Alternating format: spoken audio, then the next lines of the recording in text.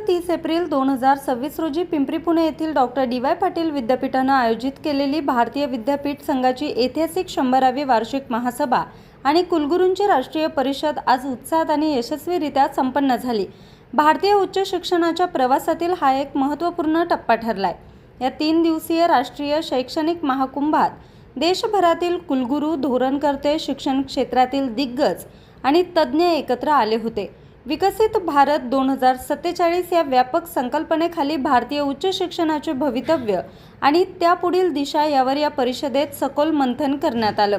या सोहळ्याच्या सांगता समारंभासाठी शिक्षण संस्कृती उत्थान न्यासाचे राष्ट्रीय सचिव डॉक्टर अतुल कोठारी हे प्रमुख पाहुणे म्हणून उपस्थित होते. तसेच डॉक्टर पी.डी. पाटील, कुलपती डॉक्टर डी.वाय. पाटील विद्यापीठ पिंपरी पुणे, भारतीय विद्यापीठ संघाचे अध्यक्ष प्राध्यापक विनयकुमार पाठक, सरचिटणीस आणि सदस्य सचिव डॉक्टर पंकज मित्तल उपस्थित होते. यावेळी डॉक्टर भाग्यश्री पी. पाटील, प्रकुलपती डॉक्टर डी.वाय. पाटील विद्यापीठ पिंपरी पुणे आणि अध्यक्षा Dnyanprasad global university Pune, doctor Somnath P. Patil, प्रकुलपती ज्ञानप्रसाद ग्लोबल युनिव्हर्सिटी पुणे आणि सचिव doctor D Y. Patil unitech society Pune, doctor Smita Jadhav, प्रकुलगुरू डॉक्टर डी.वाय. पाटील विद्यापीठ पिंपरी पुणे आणि सचिव डॉक्टर डी.वाय. पाटील विद्यापीठ society Pune, doctor Yashraj P. Patil विश्वस्त आणि खजिनदार डॉक्टर डी.वाय. पाटील विद्यापीठ सोसायटी पुणे यांनी व्यक्तिशः उपस्थित राहून पाहुण्यांचं स्वागत केलं. त्याचबरोबर देशातील विविध विद्यापीठांचे कुलगुरू आणि शिक्षण तज्ज्ञांचे आभार व्यक्त केले.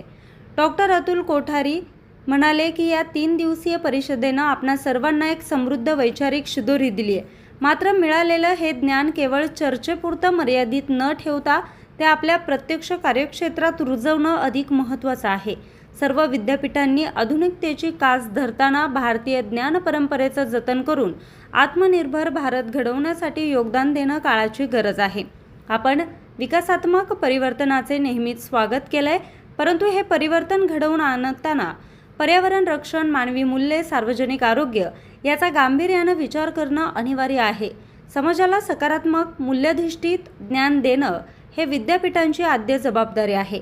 आजच्या युगात प्रगत तंत्रज्ञान आत्मसात करत असताना त्यांचा होणारा संभाव्य गैरवापर रोखण्यासाठी आवश्यक ते ज्ञान संवर्धन आणि जाणीव जागृती करणं तितकंच गरजेचं आहे. स्वावलंबनाचे मॉडेल उभे केल्यास खऱ्या अर्थानं आत्मनिर्भर भारताच्या संकल्पाला बळ मिळेल. विकसित भारताच्या संकल्पनेअंतर्गत स्पष्ट उद्दिष्ट देण्याची गरज आहे, ज्यामुळे विद्यार्थ्यांना परावलंबित्वाकडून स्वावलंबनाकडे नेण्यास प्रोत्साहन मिळेल.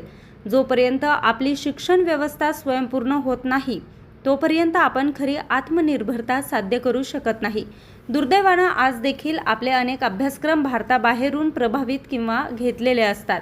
हे बदललेलंच पाहिजे. आपल्या संस्था आणि आपले विद्यार्थी हे विचार रचना आणि अंमलबजावणीमध्ये स्वावलंबी होणं हेच आपलं ध्येय असावं. भारतीय परंपरेवर आधारित ज्ञान साधनेचा वारसा पुढे नेत प्रत्येक विद्यापीठानं एका विशिष्ट विषयावर सखोल संशोधन कार्य करण्याचा निर्धार करायला हवा. विद्यापीठांनी स्वदेशीचा विचार केवळ संकल्पनेपुरता मर्यादित न ठेवता तो दैनंदिन व्यवहारात आणण्यासाठी सूक्ष्म नियोजन करावं. त्यामध्ये प्रादेशिक भाषांचं जतन, भारतीय पेहरा, खानपान, संस्कृती आणि मूल्यांचा सन्मान करणाऱ्या उपक्रमांचा समावेश असावा. आपल्या वैद्यकीय शिक्षणासह सर्व विद्याशाखांमध्ये एकत्रितपणे काम करावं लागेल. जिथे अधिक सर्वांगीण दृष्टिकोनाची आवश्यकता आहे. शिक्षणाचा उद्देश समस्यांवर वारंवार चर्चा करणे हा नसून सक्रियपणे उपाय शोधणं हा आहे.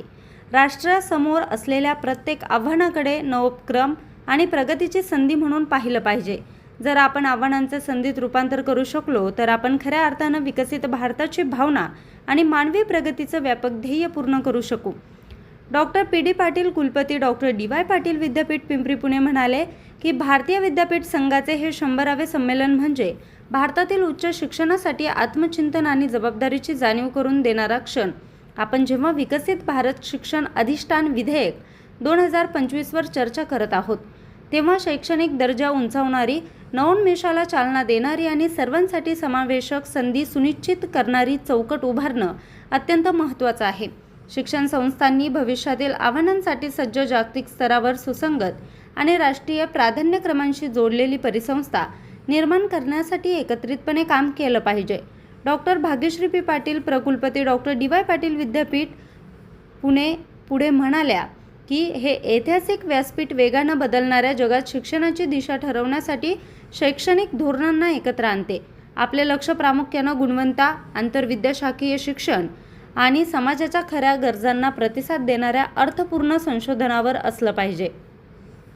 संस्थांमधील सहकार्य अधिक मजबूत करणं आणि बदलत्या जागतिक व राष्ट्रीय मागण्यांनुसार शिक्षणाची सांगड घालणं हेच एक प्रगत आणि जबाबदार उच्च शिक्षण प्रणाली उभारण्यासाठी कळीचं ठरेल. बातमी संकलन नितीन कांबळे, मुख्य संपादक, आज 24 तास, पुणे.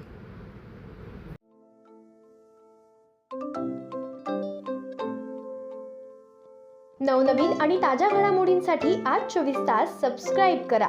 त्याचबरोबर बेल आयकॉनवर क्लिक करा आणि मिळवा आमच्या बातम्यांच्या नोटिफिकेशन्स. तसेच आज 24 तासची प्रत्येक बातमी आपल्याला कशी वाटली हे कळवा. लाईक करून, कमेंट करून आणि आमच्या बातम्या शेअर सुद्धा करा.